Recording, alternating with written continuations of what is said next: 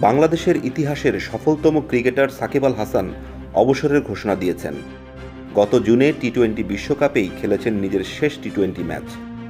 দক্ষিণ আফ্রিকার বিপক্ষে আগামী অক্টোবরে ঘরের মাঠে সিরিজ দিয়ে অবসর নেবেন টেস্ট থেকে। তবে ওয়ানডে খেলতে চান আগামী বছরের ফেব্রুয়ারিতে অনুষ্ঠেয় চ্যাম্পিয়ন্স ট্রফি পর্যন্ত।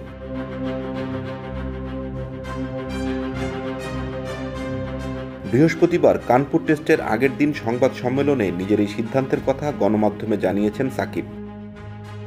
সম্প্রতি তার চোট ও পারফরমেন্স নিয়ে নানামুখী প্রশ্ন উঠেছিল। সেই সঙ্গে রাজনৈতিক পট পরিবর্তনে কোণঠাসা অবস্থায় আছেন তিনি।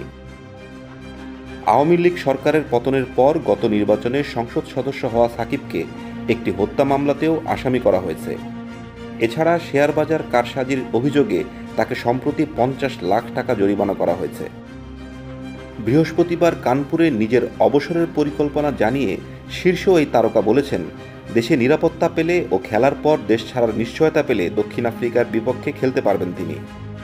আর না হলে কানপুরই হবে তার বিদায়। এটা আমার ইচ্ছে, মিরপুরে খেলে বিদায় নেয়া। আমি বিসিবিকে জানিয়েছি, তারাও একমত হয়েছেন। তারা যদি আমাকে নিরাপদে মিরপুরে খেলার সুযোগ দেন ও দেশ থেকে বাইরে যাওয়ার পরিস্থিতি করে দেন, তাহলে দক্ষিণ আফ্রিকার বিপক্ষে মিরপুর টেস্ট পর্যন্ত খেলতে চাই। এটা আমার ইচ্ছে। যদি সেটা করা সম্ভব না হয়, তাহলে কানপুর টেস্ট সম্ভবত আমার শেষ টেস্ট।